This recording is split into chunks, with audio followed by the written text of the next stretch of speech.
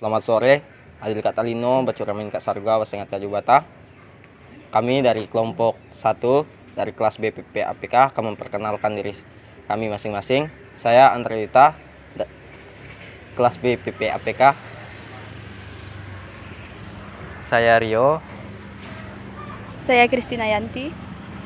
Saya Selvi. Saya Martinus. Dan saya Prengki Pawang. Di sini kami akan mewawancari satu orang narasumber tentang permasalahan yang akan kami bahas, yaitu permasalahan kemiskinan dan kenakalan remaja yang terjadi di masyarakat saat ini. Untuk narasumber dipersilakan untuk memperkenalkan diri. Perkenalkan, nama saya Tesalia Vika Arista SPD, sebut saja Vika. Terima kasih.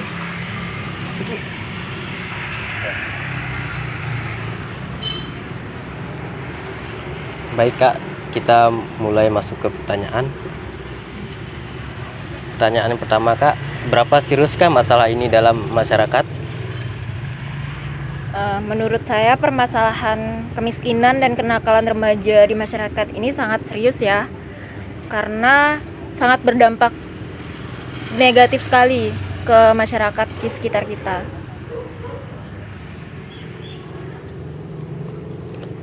Terus mengapa masalah ini harus ditangani pemerintah, supaya apakah pemerintah itu mampu untuk menangani atau hanya inisiatif kita sendiri?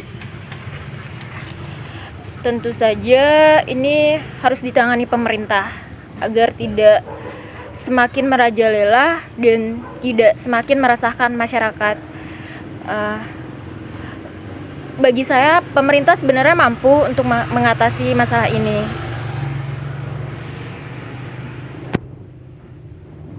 Haruskah warga masyarakat juga ikut bertanggung jawab dalam menangani masalah kemiskinan dan kenakalan remaja?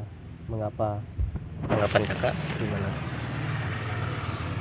Tentu saja warga masyarakat harus turut andil dalam menyelesaikan masalah ini dengan bantuan pemerintah juga tentunya. Karena pemerintah tidak bisa berjalan sendiri tanpa bantuan dari masyarakat sekitar atau warga sekitar. Karena memang warga sekitarlah yang merasakan dampak dari permasalahan tersebut tadi. Jadi mereka yang paling tahu sebenarnya masalah tersebut.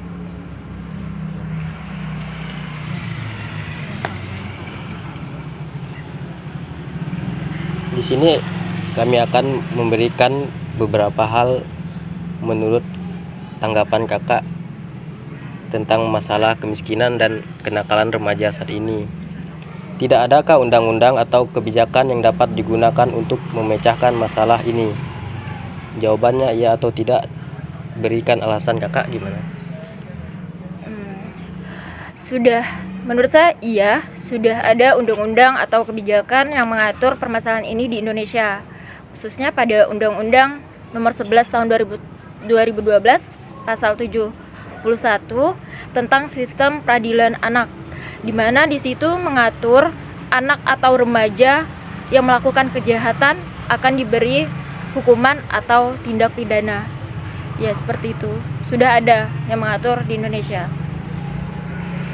Terus untuk undang-undang itu sendiri, apakah bisa untuk memecahkan masalah ini? Menurut Kakak gimana? Ya atau tidak? Iya, tentu saja iya. Sudah bisa untuk memecahkan masalah ini. Hanya saja terkait kebijakan pemerintahnya sendiri itu berjalan atau tidak sesuai dengan undang-undang tersebut.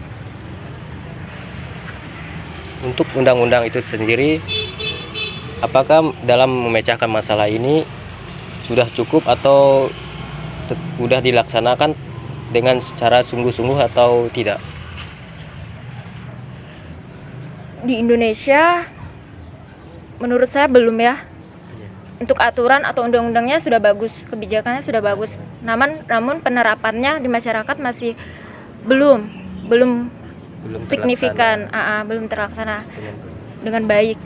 Karena banyak sekali di berita-berita yang baru saja terjadi, kenakalan remaja atau gangster masih sering terjadi di masyarakat di sekitar kita. tetapi mereka tidak terlalu diberi hukuman atau tindak pidana yang serius. Jadi mereka belum ada efek jera. Nah, di mana juga masalah kemiskinan yang dimana kita tahu permasalahan kenakalan itu juga difaktor sama latar belakang ekonomi. Nah, jadi kemiskinan ini sangat berdampak sekali sama kenakalan remaja.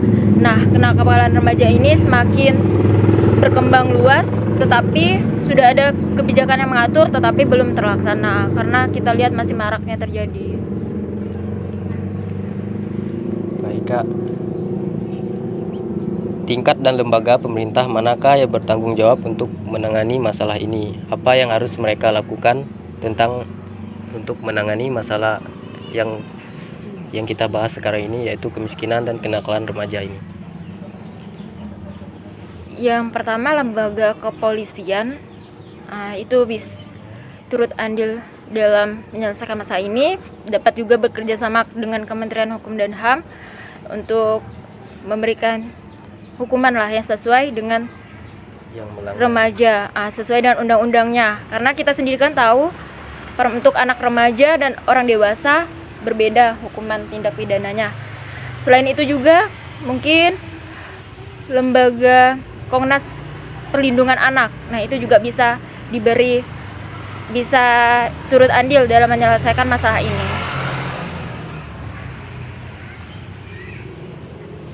Baik Kak, apakah dalam masyarakat telah ditemukan perbedaan pendapat berkenaan dengan dibuatnya kebijakan tentang masalah tersebut? Sebutkan beberapa sila atau pendapat yang ingin Kakak ajukan menurut pendapat Kakak.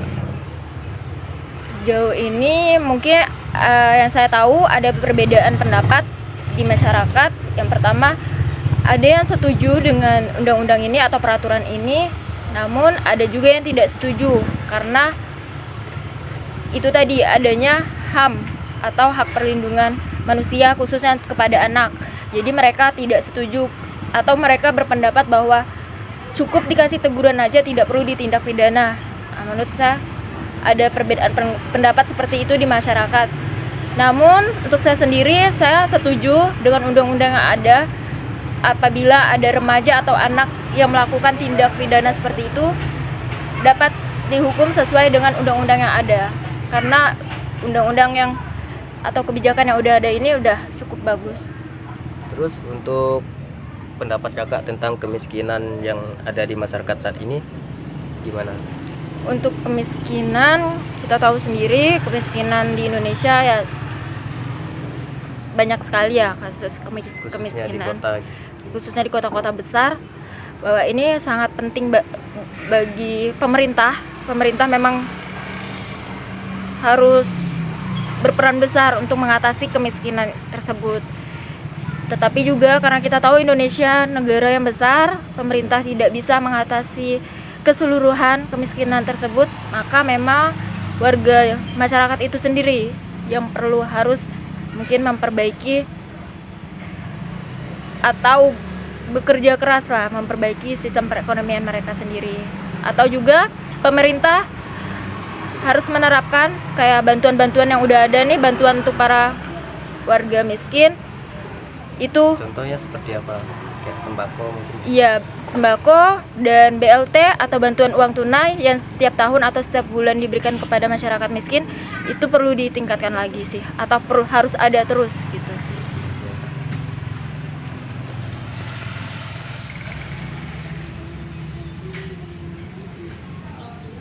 Mengapa mereka tertarik dengan masalah ini? Terus langkah-langkah apa yang mereka ambil untuk mengatasi masalah yang sedang terjadi saat ini, yaitu masalah yang kemiskinan dan kenakalan remaja?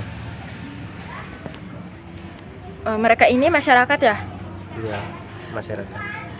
Masyarakat itu sendiri gimana cara mereka nangani langkah-langkah? Bukan lembaga.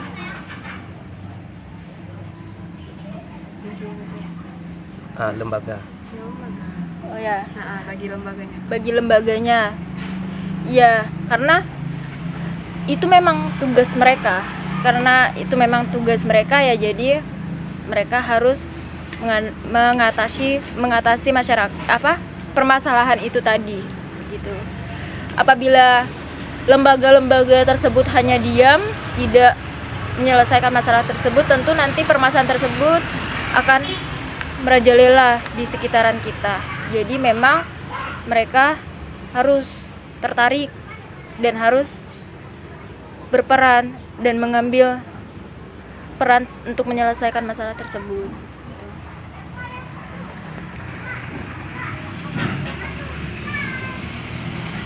Dalam mengambil langkah-langkah tersebut, apakah ada keuntungan atau kerugian yang mereka hadapi tentang masalah tersebut?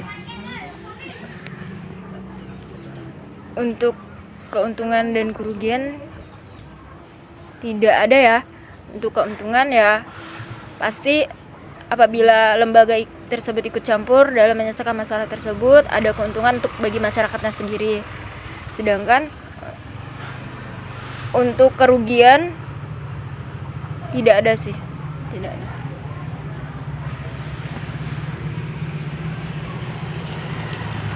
Bagaimana cara mereka atau lembaga pemerintah dalam pengambilan langkah-langkah dalam pemecahan masalah tersebut tentang kemiskinan dan kenakalan remaja?